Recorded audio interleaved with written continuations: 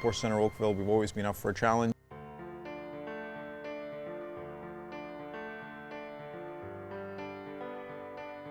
All right, guys, so now that we've got the car up on the lift and I'm here with the technical team at Porsche Center Oakville, guys, tell us, what's the plan of attack? What's the first thing, what's on the list to do? We've actually already spent the last 2 days in some thoroughly inspecting the car, put together a comprehensive list of recommendations.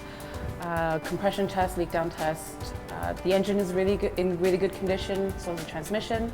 We have been sweating some power, so we will be dealing with cleaning up the engine.